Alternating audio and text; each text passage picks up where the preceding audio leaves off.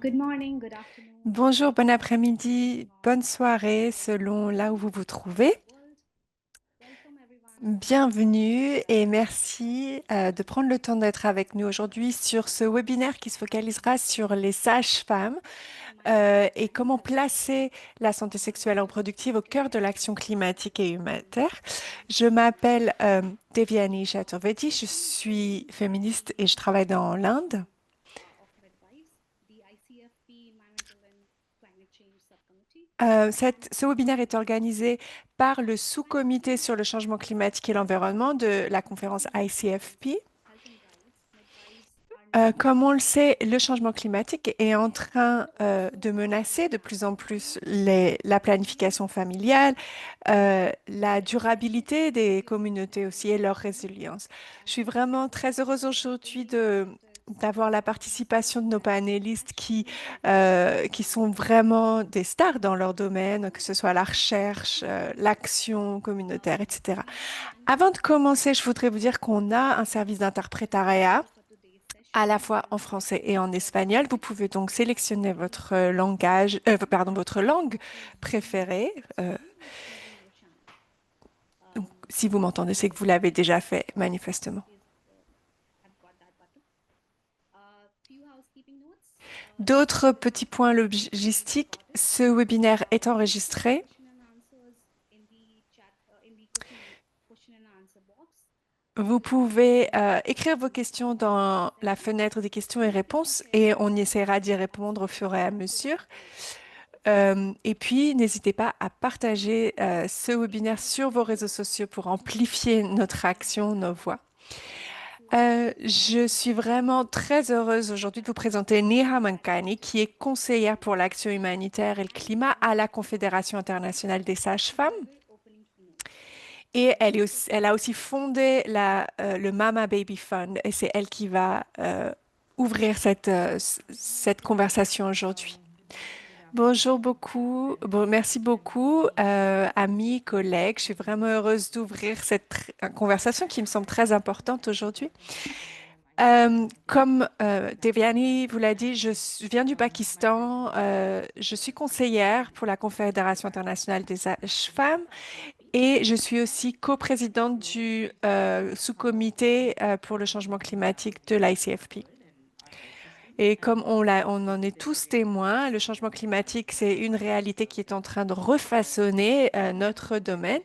Et donc, la Confédération internationale des sages-femmes, qui représente plus d'une centaine d'associations de sages-femmes dans le monde, et notre association, en fait, on sert de plateforme pour le networking et aussi d'élever euh, nos voix, en particulier celles qui se focalisent sur le changement climatique. Pour vous donner un peu de contexte, l'année dernière,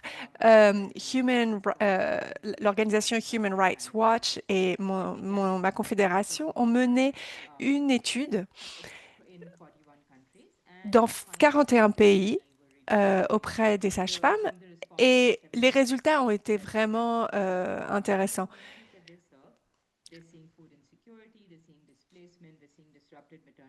Les résultats les plus, donc plus de 70% ont dit que leurs propres travail ont été directement impactés par le changement climatique, que ce soit euh, des ouragans, des inondations, etc. Et ce qui, bien sûr, augmente leur stress en tant que prestataire de santé, augmente les situations de burn-out également.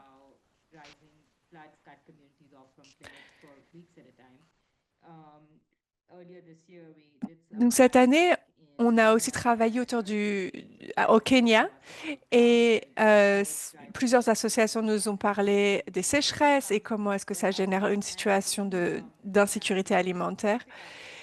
Et on a aussi travaillé dans les îles du Pacifique. On entend souvent parler d'eux dans le contexte du changement climatique. Leurs structures sont souvent impactées par des tempêtes, etc. Donc c'est une réalité. Le changement climatique affecte le travail des sages-femmes. Et donc, l'ICM, mon organisation, est en train d'organiser plusieurs travaux autour de ce travail. Et l'idée, c'est de renforcer la capacité de nos membres à répondre au changement climatique,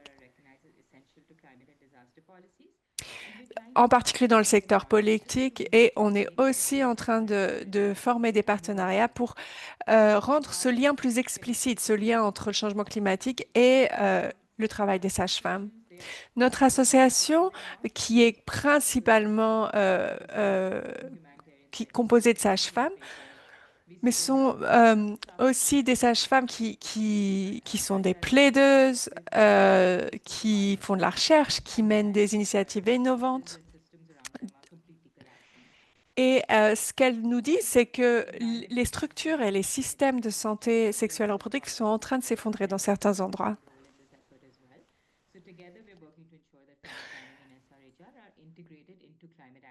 Et donc, ensemble, on essaye de créer un plan pour que le travail des sages-femmes soit intégré dans des politiques de durabilité climatique.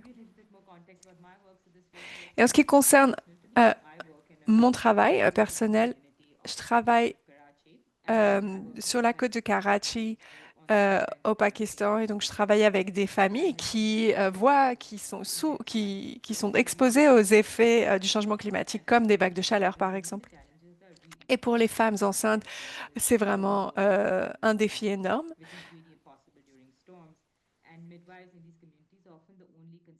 Et souvent, dans ces communautés, les sages-femmes sont les seuls prestataires de santé qui soient vraiment leur contact tout au long de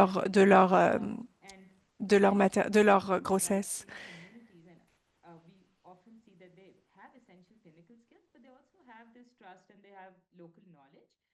Ce qu'on remarque aussi, c'est que les sages-femmes ont non seulement des connaissances sur leur propre communauté, mais aussi un engagement auprès de cette communauté, ce qui rend vraiment ce lien entre la résilience et les droits liés à la santé vraiment intéressante. Donc, je suis très heureuse aujourd'hui de vous donner la parole à plusieurs de ces sages-femmes qui jouent un rôle clé euh, euh, dans ce travail. Et vraiment, le travail des sages-femmes se focalise avant tout sur comment garantir que le droit des femmes soit garanti. Donc, je suis vraiment heureuse d'avoir cette conversation aujourd'hui et d'écouter mes panélistes. Merci, Niha, pour planter le décor. Et on va donc passer à notre conversation avec nos panélistes aujourd'hui. Notre première panéliste s'appelle Kate Charlton. Elle est sage-femme, infirmière. Elle travaille pour Médecins sans frontières. Euh, Elle a travaillé dans des contextes de crise aiguë en Afghanistan, au Pakistan, en Soudan, au Myanmar, en Éthiopie, en Ukraine. Et donc, elle a vraiment appris énormément du terrain dans ces situations de crise. Et, euh, et voilà, pour elle, la santé sexuelle et reproductive est essentielle dans toutes les situations d'urgence. Alors, j'ai une question pour vous, Kate. Quels sont les obstacles que les sages-femmes rencontrent pour garantir les droits de santé sexuelle et reproductive en situation de crise? Et que faut-il changer pour que ces services ne soient pas relégués au second plan lors des urgences climatiques ou lors d'un conflit? Oui, donc c'est une question très large et je crois que peut-être qu'on sait tous quels sont ces obstacles au quotidien. Je dirais que même Mais je crois que, en fait, même avec d'autres prestataires de santé, professionnels de la santé, on a du mal à comprendre l'étendue de ces obstacles. On a toujours des problèmes d'approvisionnement. On fait aussi face à des problèmes de discrimination et bien sûr, plus récemment, il y a un manque de financement pour les programmes de santé reproductive. Euh, Mais ce qu'on sait, c'est que ces barrières, ces obstacles ne vont pas changer s'il y a sans changement systémique, sans changement structurel. Donc, moi, je travaille avec MSF, donc Médecins sans frontières. Ça fait 5 ans que je travaille avec eux. Et je crois que, indépendamment de la situation dans laquelle je me trouve, que ce soit une crise aiguë ou non, euh, ou que ce soit donc en situation de crise ou dans une situation de besoin chronique, il y a toujours, la santé reproductive est toujours n'est jamais une priorité finalement.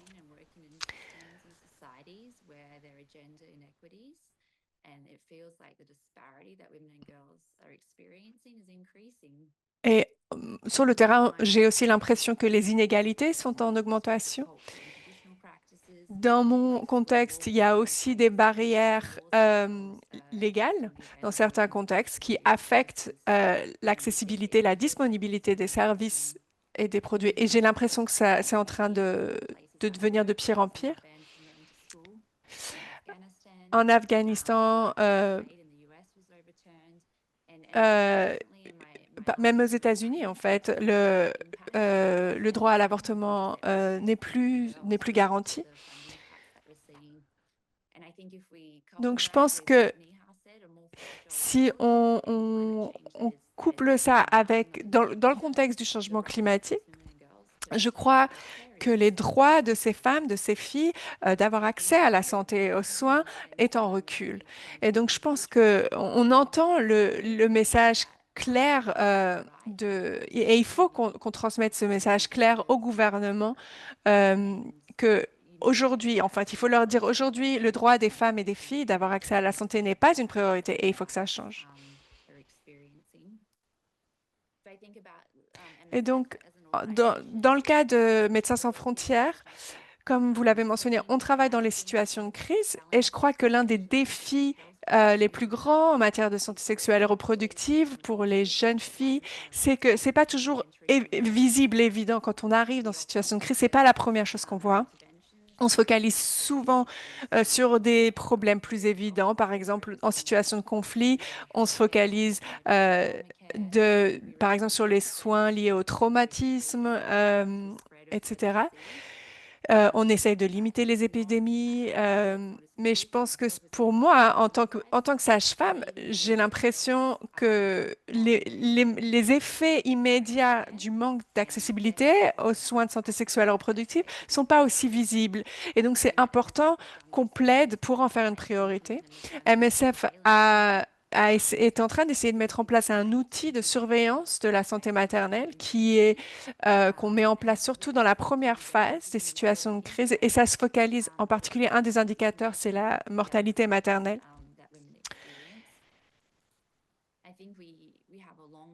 Donc, je pense qu'il y a encore beaucoup de chemin à faire pour assurer que ces soins soient fournis et soient offerts aux femmes et que certains des obstacles auxquels nous sommes confrontés puissent être surmontés. Mais c'est aussi très important de se demander comment nous, sages-femmes, comment nous, est-ce qu'on peut s'améliorer aussi? En 2022, j'ai été impliquée dans une intervention d'urgence au Pakistan. À cette époque, le Pakistan a vécu des inondations très importantes. Beaucoup de monde a été affecté. C'était vraiment une urgence massive. Et on a vu de nos yeux les besoins élevés. Et le premier besoin visible, c'était le paludisme euh, et non la nutrition, par exemple. Donc, et j'étais impliquée dans le processus de réflexion de cette intervention d'urgence. Et après 10 mois d'intervention, on n'avait toujours pas fourni des soins de santé sexuelle et reproductive. Donc, réfléchir à comment intégrer cet aspect-là aux soins euh, est très important. Mais, mais bon, bien sûr, moi, j'avais en tête la planification familiale dans ce contexte-là. Et donc, je vous parle de ça parce que pour répondre à votre question, les barrières auxquelles on fait face euh, sont pas forcément résolues au moment du contact avec la patiente. mais comment est-ce qu'on priorise ces éléments des soins au niveau le plus élevé, en fait, de la décision et en amont surtout. À MSF, moi-même et mes collègues, on plaide vraiment pour que les soins de santé sexuelle et reproductive soient intégrés à tous les programmes de santé. Et c'est vraiment pertinent à l'heure actuelle, dans le contexte actuel, bien sûr, et, en voyant à quelle vitesse il y a de moins en moins de financement pour ce secteur. Donc, par exemple, très important d'intégrer des soins de santé sexuelle et reproductive au programme de lutte contre le sida, de VIH, au programme de nutrition, etc. Donc, euh, je crois que on va soutenir mieux les sages-femmes à surmonter leurs obstacles, vraiment se focalisant sur la prise de décision au plus haut niveau. Merci beaucoup, Kate, pour cette expérience. Notre prochaine panéliste s'appelle Macarena Martinez. Elle est sage-femme, professeure assistante et doctorante en santé publique à l'Université du Chili. Ses travaux de recherche portent sur l'impact du changement climatique, en particulier l'exposition aux fortes chaleurs sur la santé maternelle et périnatale. Elle travaille aussi sur des simulations cliniques pour nourrir les formations obstétriques dans une perspective de justice climatique. Macarena, est-ce que vous pouvez nous parler de vos résultats, de vos recherches? Comment est-ce que les chaleurs extrêmes affectent les grossesses? Et comment est-ce qu'on peut préparer nos systèmes de santé publique dans le contexte du changement climatique? Oui, bonjour et merci. Je, J'étais malade il y a quelques jours. Je me récupère à peine. Donc, si mon anglais n'est pas assez fluide, n'hésitez pas à me le dire. Donc, oui, je suis sage-femme. Je travaille à l'Université du Chili à Santiago. Et puis, je travaille sur l'intersection entre le changement climatique et la santé maternelle et périnatale. Et je travaille sur les fortes chaleurs et on me demande souvent pourquoi. Euh, alors, pour rappel, la grossesse, c'est un moment de grand stress physiologique. C'est- Et bien sûr, ça rend les femmes qui sont enceintes plus vulnérables aux fortes chaleurs. Et ça peut avoir des conséquences à la fois pour le bien-être de la femme et pour le développement du fœtus.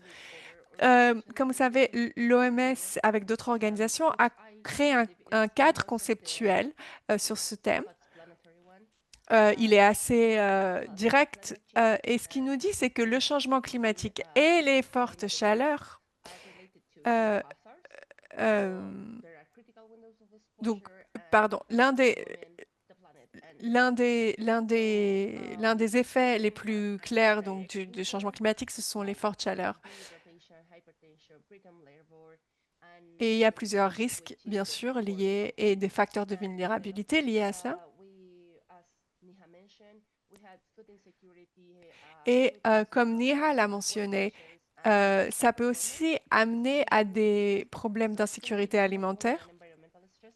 Donc, ce n'est pas simplement un facteur environnemental, mais c'est aussi un déterminant d'équité, de justice.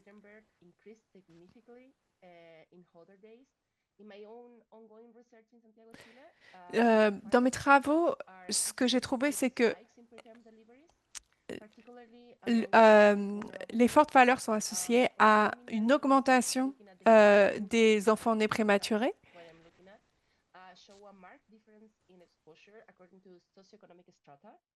Et il y a aussi des différences en fonction de la strate socio-économique.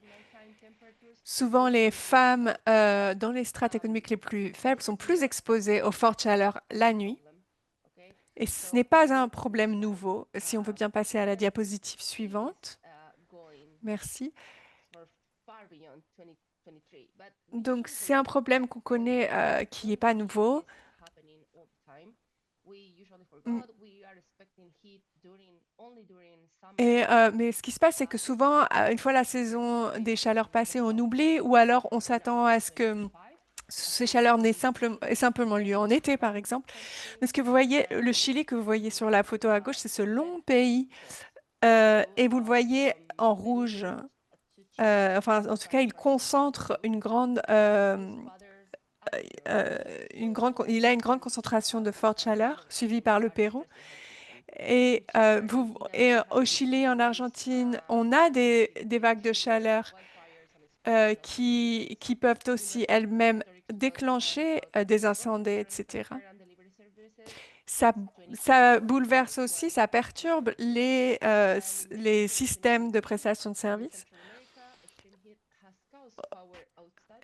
Au Mexique, par exemple, les vagues de chaleur ont déclenché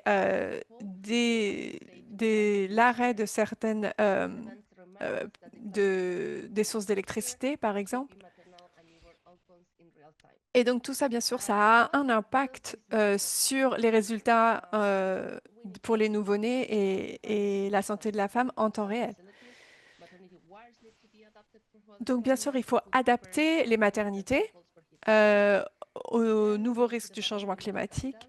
Il faut aussi développer des recommandations cliniques. Il faut enseigner aux gens comment traiter, comment aborder, comment traiter donc un problème de forte chaleur chez les femmes enceintes. Et il faut aussi reconnaître que les fortes chaleurs ont un impact sur le stress des femmes enceintes. Et enfin, l'implication des communautés. Parler, travailler avec les communautés, que ce soit en créant des espaces co-créés au niveau des voisinages, et puis bien sûr le plaidoyer et changer les politiques publiques.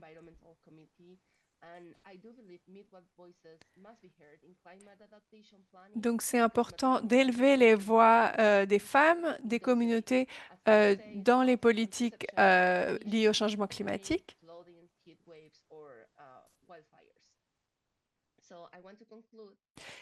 Et pour conclure, les vagues de chaleur n'est pas un problème qui va venir, il est déjà là et il façonne déjà les résultats en matière de santé maternelle. On peut réduire ces risques évitables. Et donc, je vous remercie pour m'avoir donné la parole aujourd'hui. Si vous avez des questions, contactez-moi via le chat ou vous pouvez m'envoyer un email. J'écrirai mon email dans le chat. Thank you so much, Macarena. Merci beaucoup, Thank you so Macarena. much for your insights Merci on this. pour nous avoir And présenté vos travaux de recherche. Je vais donner now maintenant la that parole à Sarah de l'Ouganda. Elle est coordinatrice du Margaret Pike Trust. 15 of them Elle identified travaille the depuis need 18 for ans national dans les soins obstétricaux et depuis 15 ans, elle se consacre à la santé through her work. reproductive She et la has protection de supported l'environnement. thousands of health workers in family planning and Elle a preventive formé des care milliers de and professionnels de la santé à la planification holding thousands familiale. of Elle experts défend l'accès and universel aux volunteers. services de qualité dans les communautés marginalisées. How do you see Et ma question pour vous, science Sarah, contributing to both euh, prevention c'est and protection? comment est-ce que vous concevez le rôle des How sages-femmes does dans la this protection des écosystèmes support et de la santé des resilience communautés? Et pouvez-vous both expliquer before comment votre and approche intégrée post renforce à la fois la pandemic? résilience humaine et Okay, thank you so environnementale? much. Oui, merci I'm pour votre proudly question. presenting Donc, je suis the vraiment fière the UK de based représenter le organization that's Margaret been Pike working for the Trust, last 50 years to qui improve travaille depuis the 50 ans protection pour of améliorer l'accès à la healthcare. contraception In the et recent years, aux we've soins de come santé 15 years reproductifs. ago, where they expanded the reach, which is where I first became aware of their work. Et puis, il And y a quelques through années, le Trust a family planning élargi programs un peu in Uganda, leur travail, c'est comme ça que j'ai you know, entendu parler d'eux, and en many se of the focalisant programs that sur they've la implemented formation à la planification impacted familiale these communities En positively. Ouganda, d'où je viens. This one is based in southwestern Uganda.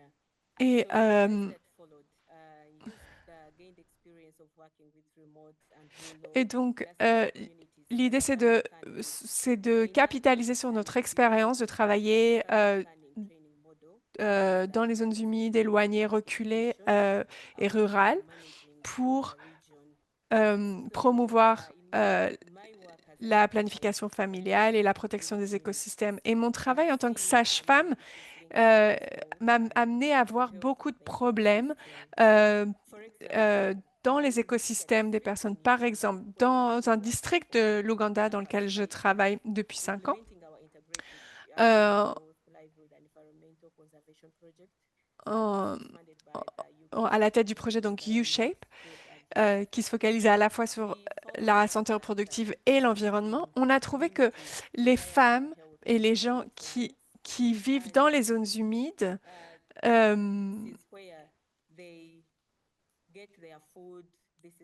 l- en fait, l'endroit où c'est là, c'est dans cet endroit qu'ils vont chercher, ils vont faire obtenir leur nourriture, leur eau, etc.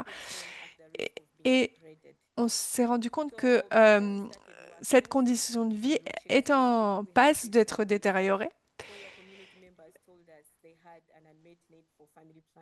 Et les leaders communautaires nous ont dit qu'il y a un besoin non satisfait de planification familiale.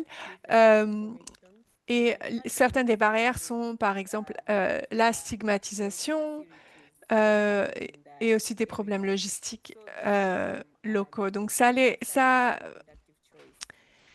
réduit considérablement le choix reproductif des femmes dans ces communautés. Et, en conséquence, ça a augmenté aussi la pauvreté localement.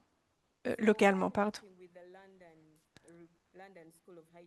Donc moi, j'ai travaillé avec l'école de santé publique et de médecine de Londres pour faire un diagnostic des besoins et d'identifier tout ce qui impacte l'accessibilité aux soins de santé de planification familiale.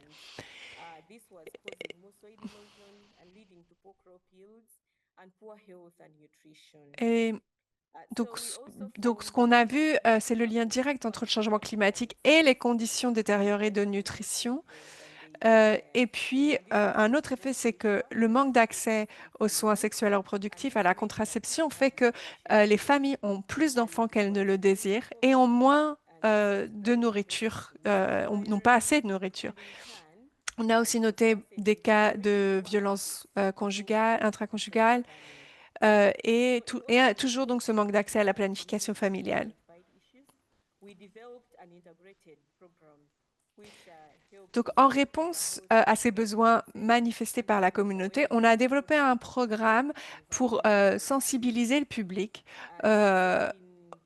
sur quel est le lien en fait entre le changement climatique et le bien-être des personnes.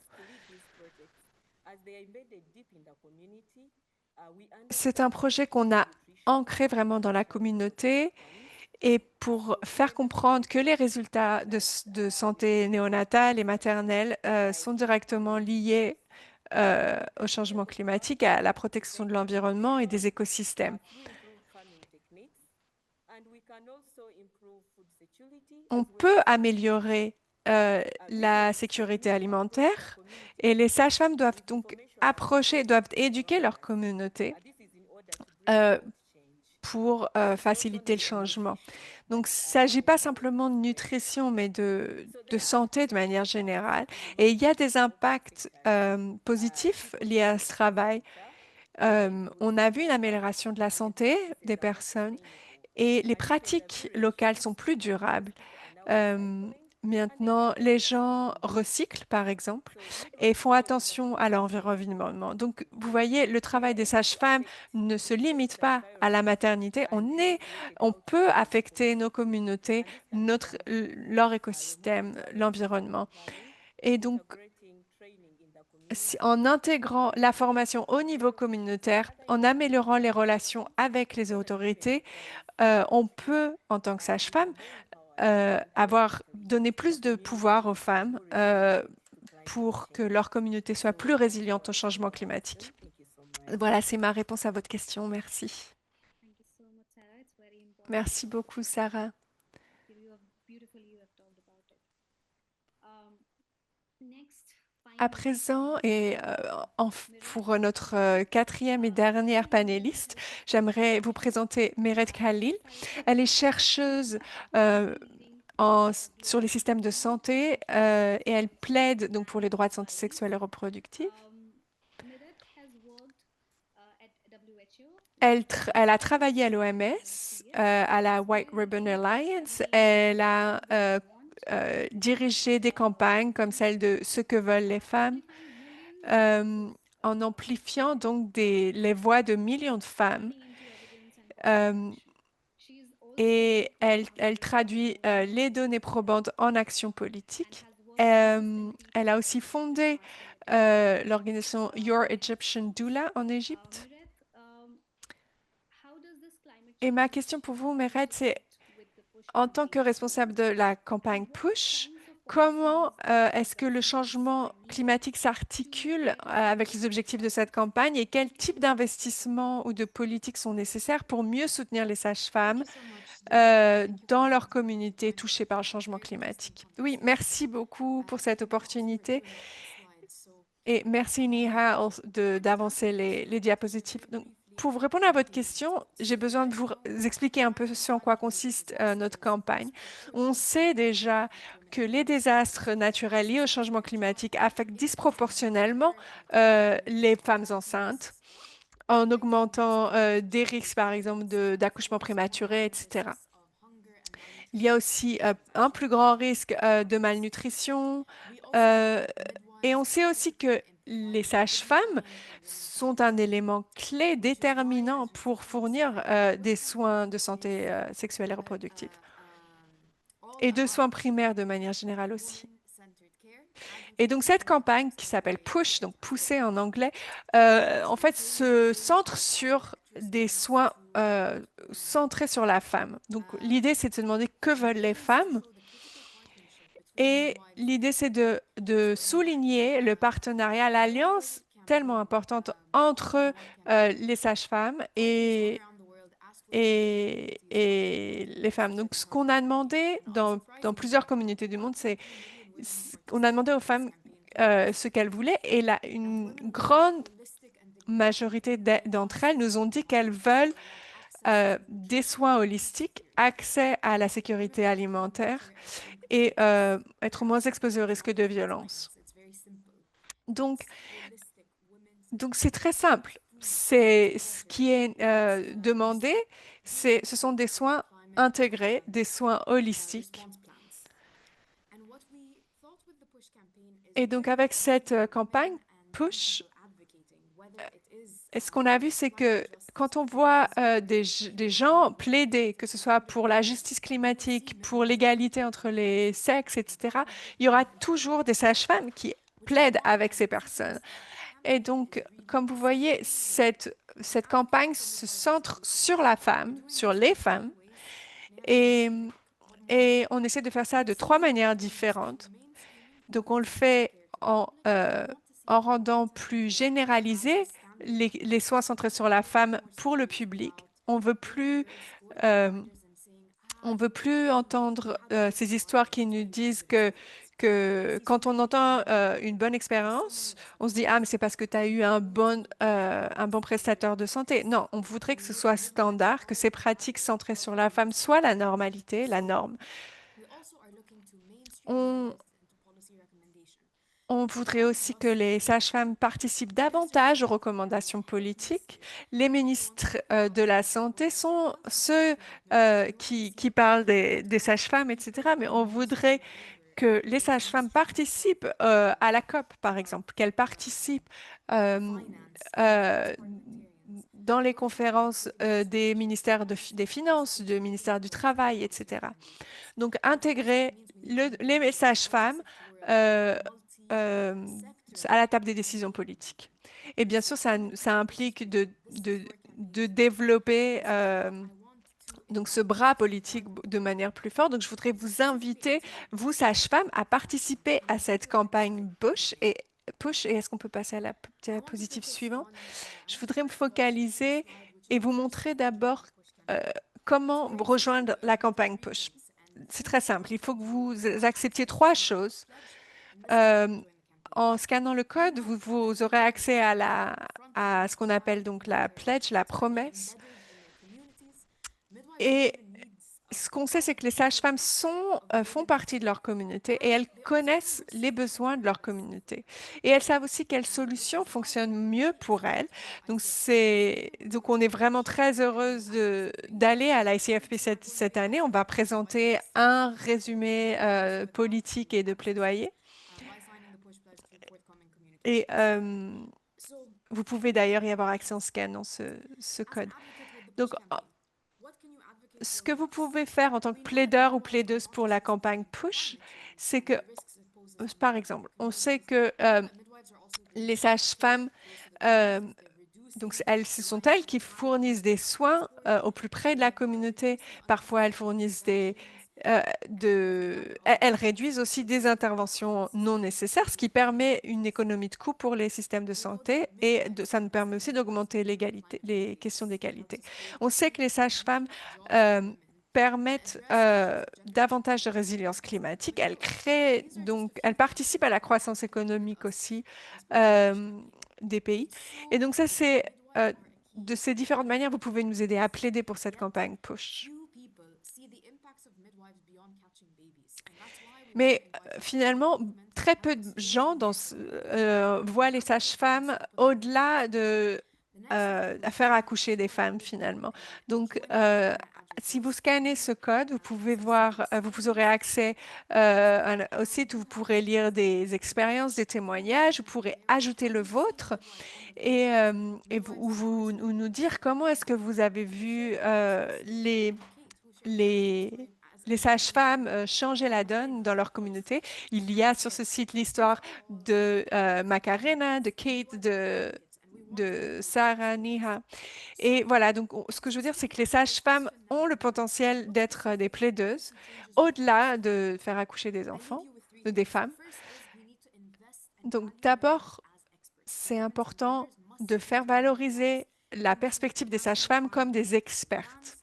Il faut intégrer leur perspective au plan d'adaptation au changement climatique des pays et elles doivent être impliquées dans les mécanismes de financement en les reconnaissant en tant qu'actrices essentielles des systèmes de santé équitables.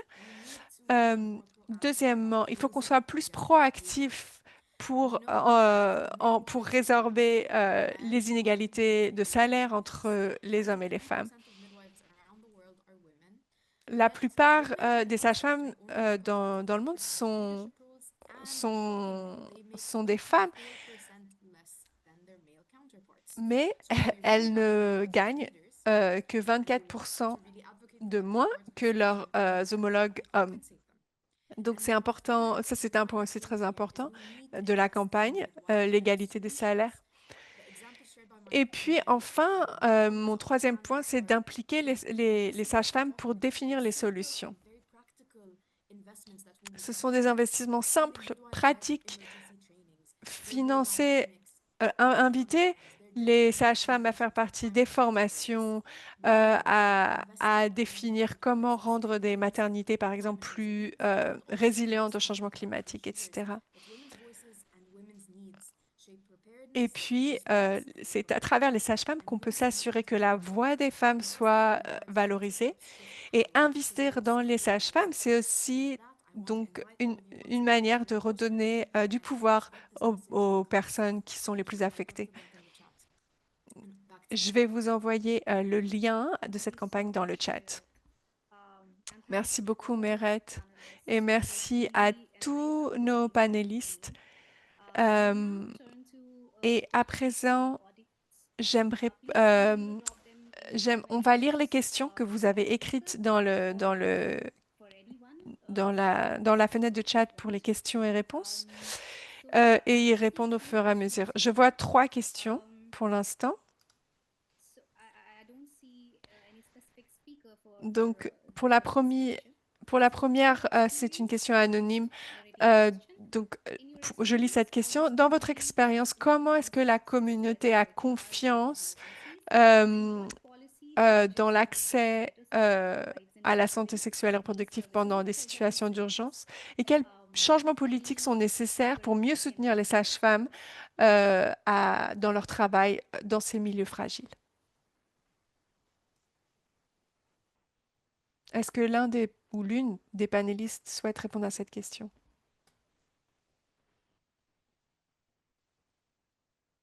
Kate, do you have any thoughts on this or Est-ce your experience in the humanitarian settings? est-ce que quelqu'un a... Hi, Neha. I just commented I couldn't actually see Kate, because the Kate is Kate, est-ce que vous voulez répondre, vu votre expérience dans les milieux, dans les situations de crise humanitaire? Oui, donc dans votre expérience, est-ce que, ou comment est-ce que les communautés peuvent avoir confiance dans les services de santé sexuelle et reproductive offerts? Et quels changements politiques sont nécessaires pour mieux aider les sages-femmes à fournir leurs services dans ces environnements fragiles? Alors, en ce qui concerne la confiance de la communauté, euh, quand moi je parle à mon équipe sur ce sujet, on parle souvent de comment fournir les soins, que ce soit en clinique ou dehors. Et je crois que la confidentialité, c'est l'un des aspects primordiaux et c'est un peu le point de départ. Ça dépend beaucoup de dans quel contexte vous travaillez et de quel service vous parlez exactement.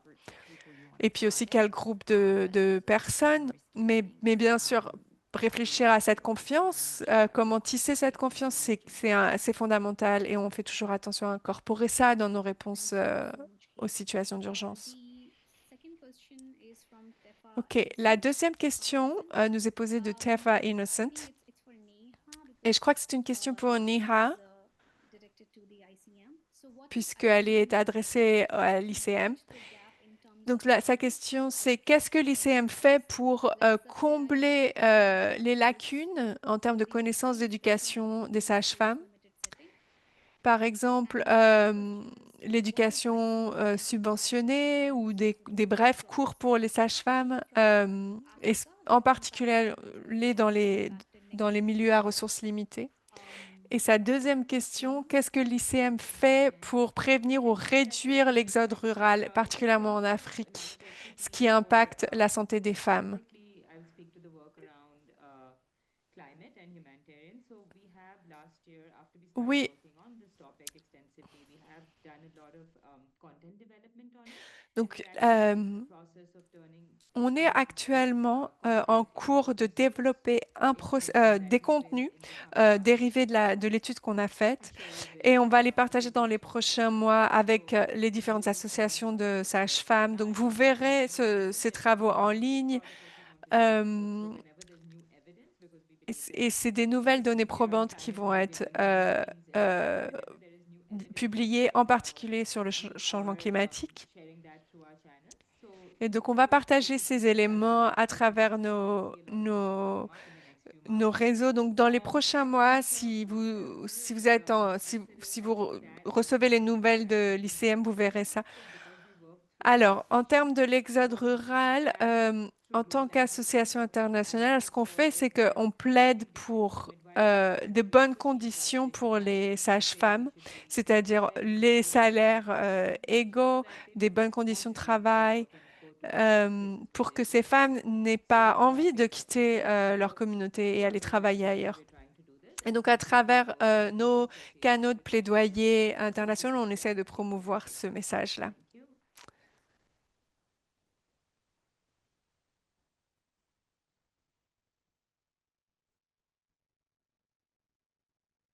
I think you're muted, Devyani. Deviane, votre micro était éteint. Oui, l'autre question est pour la professeure Macarena. Quel type de preuves épidémiologistes soutiennent le mieux le lien, l'association entre l'exposition aux fortes chaleurs et les résultats de santé maternelle et périnatale? Oui, il y en a beaucoup. Pas seulement sur les sages-femmes qui affectent pas seulement les naissances prématurées, mais aussi les poids moins élevés des enfants, des bébés. Souvent, ce sont des études de type écologique, parce que les études par essais randomisés sont pas toujours disponibles, enfin ne sont pas disponibles. Il y a quelques études qui couvrent euh, qui, qui, qui couvre, qui se focalise particulièrement sur les vagues de chaleur et les accouchements.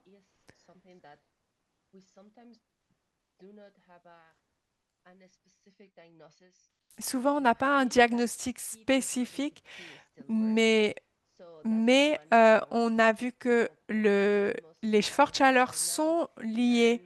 Il y a un lien avec les morts-nés. Ces données, elles sont surtout fournies par ES Global. C'est un centre de recherche basé en Espagne. L'Espagne a été affectée en particulier par des températures très élevées depuis 2020 à peu près.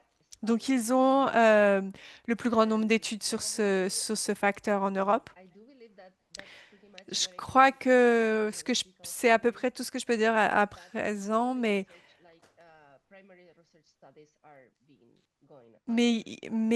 à l'heure qu'il est, il y a des recherches qui sont en cours sur le sujet. Katrina.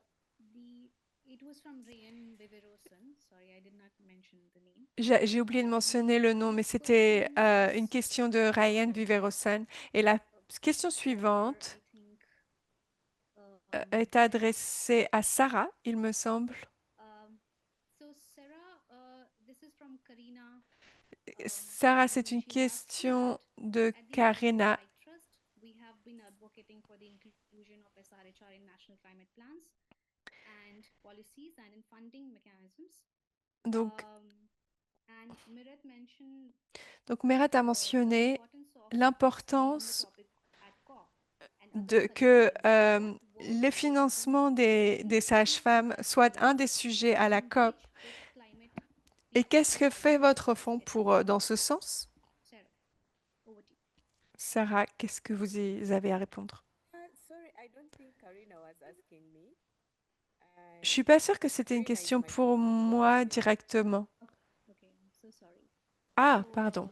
D'accord. you can answer because Mais there vous is pouvez y a répondre microphone si vous voulez. she's I asking. think Meret can answer because it's about Je crois que how are we Meret getting peut y climate répondre change, how are we getting what are we doing about climate puisque policy and ça climate touche à change? qu'est-ce qu'on est en train de faire concrètement pour intégrer les sages-femmes à cette conversation plus large. Oui, merci. En fait, j'étais en train de taper la réponse dans le chat et je crois que vous avez tout à fait raison. Malheureusement, ces espaces globaux sont toujours assez fragmentés. Les personnes qui participent dans ces espaces pourront tous nous dire que les sages-femmes ne sont pas suffisamment représentées. C'est très rare si vous voyez des sages-femmes qui plaident aussi à la COP, par exemple, ou dans ces conférences de haut niveau, dans ces forums sur le climat. Donc, ce qu'on fait à travers la campagne Push, c'est de rassembler différents types d'acteurs de différents espaces différents.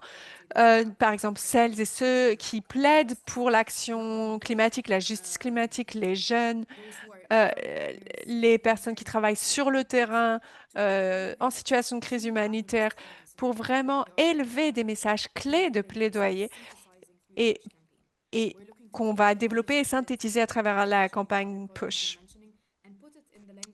Et donc, on va développer ces messages et les insérer dans les discours de ces plaideurs, de ces plaideuses, y compris à la COP. Et le rapport sur lequel on est en train de travailler, c'est un brief, donc un résumé de plaidoyer pour les sages-femmes et on va le présenter à la conférence à ICFP. Et ce qu'on essaie vraiment, c'est d'élargir la conversation sur le rôle des sages-femmes autour de la santé, du genre, du climat et aussi sur l'économie et la contribution des sages-femmes à l'économie. Donc, cette campagne, c'est vraiment expliquer comment les sages-femmes participent à chacun de ces secteurs. J'espère que ça répond à votre question. There's no speaker mentioned here, so I will just state it.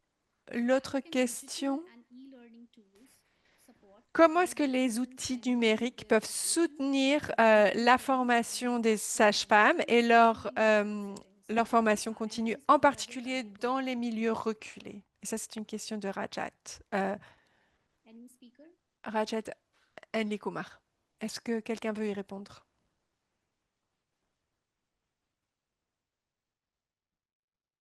I can contribute a little bit Oui, je crois que je peux contribuer à ça parce que on est en train à l'ICM de développer des outils numériques et il y a vraiment un grand besoin pour ces outils numériques parce que beaucoup de formations en ligne ne sont, enfin, disons que beaucoup des personnes qui n'ont pas une bonne connexion Internet peuvent pas se connecter à ces formations en direct. Et donc, on veut que ces informations arrivent aux personnes, aux gens, et donc c'est très important d'avoir ces outils. Et je crois que ces outils ont un grand rôle à jouer. Et donc, c'est un des aspects sur lesquels on va se focaliser de plus en plus à la Confédération dans les années à venir. Merci. I think we can take one last question. Je crois qu'on peut répondre à une question supplémentaire. So the other question is from Fabiola. La dernière question est donc de Fabiola Kretzinger. Research gap do you Quelles see lacunes en recherche identifiez-vous sur l'impact du changement climatique sur la santé des femmes? Comme Macarena l'a mentionné, il y a un peu de recherche sur l'impact de la chaleur. think need to be Est-ce qu'il y a d'autres problématiques liées au climat qui ne sont pas assez recherchées selon vous et qu'il faudrait mieux comprendre pour comprendre l'impact du climat sur la santé des femmes? Oui, il y a quelques données probantes sur la chaleur, effectivement, mais par exemple, il y a d'autres questions comme la perturbation des services, l'insécurité alimentaire, etc. Ce sont la santé mentale aussi, les violences basées sur le genre dans les contextes de choc climatique. Là-dessus, on n'a pas de données probantes. Je crois aussi que la pollution, etc. Je crois que c'est aussi lié aux naissances prématures, à la préclampsie, etc.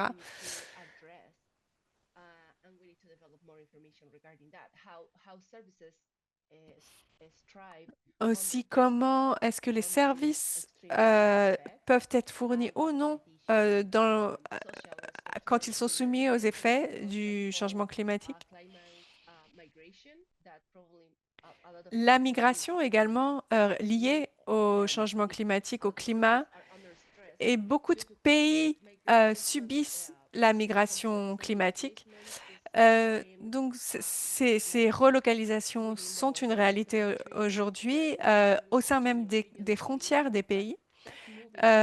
Mais ces migrations, c'est quelque chose de très important parce qu'évidemment, ça ne devrait pas être le cas. On ne devrait pas devoir quitter sa communauté, son chez-soi en raison du climat. Parce que chez nous, on a une certaine culture, on a des habitudes qui sont perturbées par le climat. Et donc, cette migration, ce déplacement des populations, c'est quelque chose à étudier davantage. Et c'est parce qu'il crée des inégalités.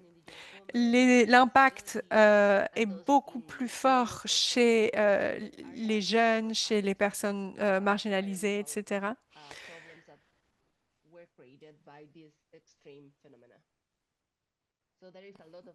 Donc, il y a beaucoup, beaucoup de sujets. Aidez-nous, il y a beaucoup de sujets à étudier. Thank you so much, Macarena. Merci beaucoup, Macarena. So we are nearing. Donc, on approche la fin de cette session. Je voudrais remercier tous nos panélistes aujourd'hui pour votre perspective et aussi remercier toutes les personnes qui se sont connectées aujourd'hui.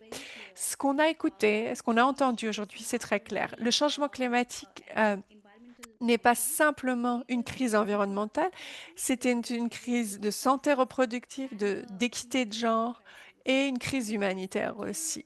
Et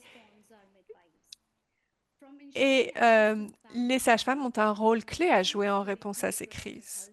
Elles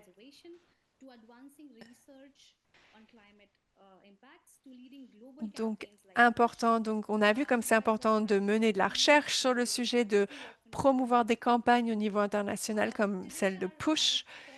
Et aujourd'hui, donc, notre appel à l'action est assez urgent et comme ça a été mentionné déjà, et comme j'aimerais vous le répéter, c'est que il faut investir dans les sages-femmes comme des leaders de la réponse climatique. La deuxième chose, c'est qu'il faut intégrer la planification familiale et la santé sexuelle et reproductive aux stratégies de lutte contre le changement climatique. Et puis enfin, élever les voix des sages-femmes sur les plateformes globales, mondiales, comme par exemple les négociations au niveau international, car les sages-femmes soutiennent les femmes, les familles, même dans les situations de crise. Donc, merci beaucoup de nous avoir écoutés. Continuons à promouvoir l'égalité en matière de santé et j'ai hâte de vous voir en personne ou virtuellement à l'ICFP en novembre.